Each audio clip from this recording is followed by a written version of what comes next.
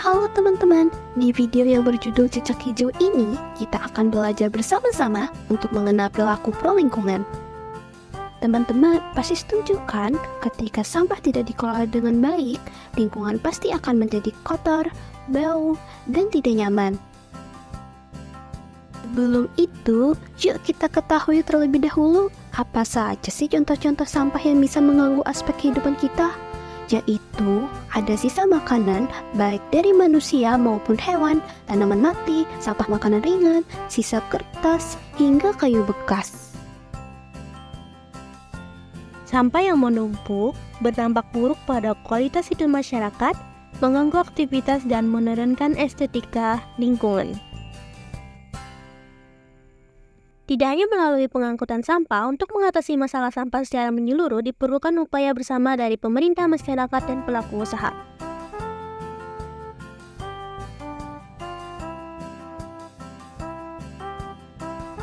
Pohon sebagai sumber kehidupan. Teman-teman pasti sering mendengar bahwa pohon atau hutan merupakan paru-paru dunia. Nah, pohon memberikan banyak manfaat bagi kehidupan manusia. Kayunya dapat digunakan sebagai bahan bangunan, buahnya bisa dimakan, dan daunnya dapat dijadikan obat. Selain itu, pohon juga dapat menjadi sumber energi alternatif seperti kayu bakar dan arang.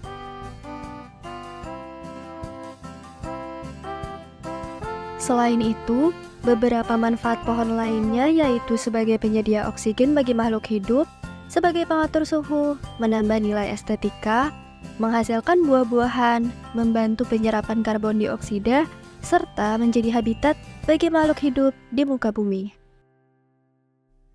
Mungkin teman-teman masih bingung, apa aja sih yang harus dilakukan untuk mendukung perilaku pro lingkungan? Seperti yang kita tahu, perubahan besar seringkali berawal dari langkah-langkah kecil. Jadi, kita dapat memulai perilaku pro lingkungan dengan menjaga lingkungan seperti menanam pohon dan melindungi hewan.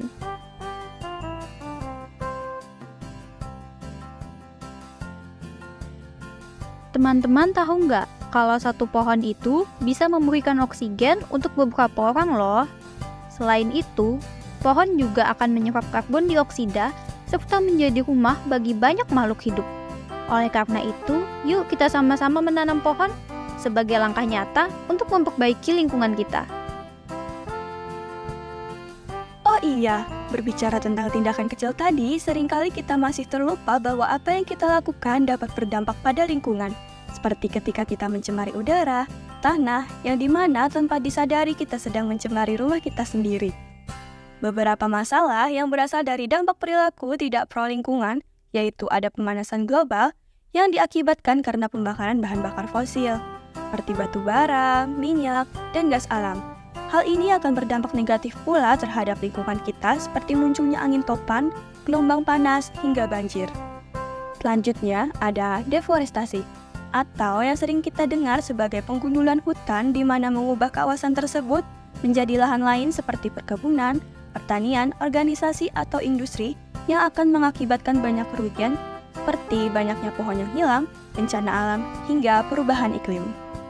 Dan yang terakhir ada kenaikan permukaan laut, di mana masalah ini akan mengancam negara kepulauan seperti Indonesia, yang dikenal sebagai negara yang memiliki banyak gugusan atau wilayah perairan yang luas, sehingga akan banyak pulau kecil dan daerah pesisir yang terdampak langsung oleh masalah kenaikan permukaan laut ini.